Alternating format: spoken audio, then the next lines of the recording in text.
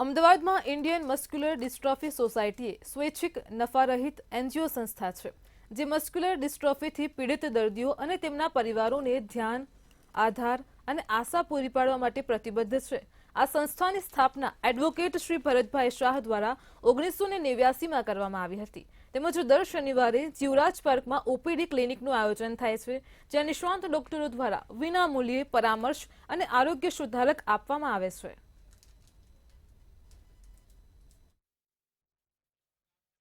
Indian muscular dystrophy society દ્વારા આવા જ રોગની સામે એક સંઘર્ષ શરૂ થઈ રહ્યો છે, ચાલી રહ્યો છે બલકે ઘણા સમયથી, અને ઘણા બધા પેશન્ટ્સ એનો લાભ લઈ રહ્યા છે. આ દીકરા અને દીકરીઓ આમ તો ભારતનું ઉજળું ભવિષ્ય છે, પણ એ ભવિષ્યને ક્યાંક આવા રોગને કારણે પાંગળું થઈ રહેલું જોઈએ ત્યારે એને એડ્રેસ કરવું પણ. અમે ઇન્ડિયન મસ્ક્યુલર ડિસ્ટ્રોફી નામની સોસાયટી ચલાવી રહ્યા છે, જેમાં હું મેનેજિંગ ટ્રસ્ટી તરીકે સેવા આપી રહ્યો છું.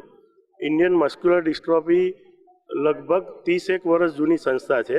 એમાં અમે દર શનિવારે ક્લિનિકલ સેન્ટર ચલાવીએ છીએ, જેમાં દરેક બાળકો અહીંયા મફત અમે ટેબ્લેટ્સ આપીએ છીએ, એમને પ્રોટીન પાવડર આપીએ છીએ, એમને જરૂરિયાત પૂરતી દવાઓ આપીએ છીએ અને ફિઝિયોથેરાપીની ટ્રેનિંગ આપીએ છીએ, જેનાથી એમનું જીવન ખૂબ સારી રીતે જીવે એનું અમે ધ્યાન રાખીએ છીએ. 1989ની અંદર ઇન્ડિયન મસ્ક્યુલર ડિસ્ટ્રોફી સોસાયટીની સ્થાપના અમે કરી અને ત્યારથી પ્રગતિ અમે કરતા આવ્યા છે. અને આજે આ સંકુલ વન મેન શોથી આજે અમારી જોડે 15 જણની ટીમ કાર્યરત છે. એમાં અમારા ટ્રસ્ટીઓ છે, જે ટ્રસ્ટીઓ નિસ્વાર્થ સેવા અમારી જોડે આપે છે.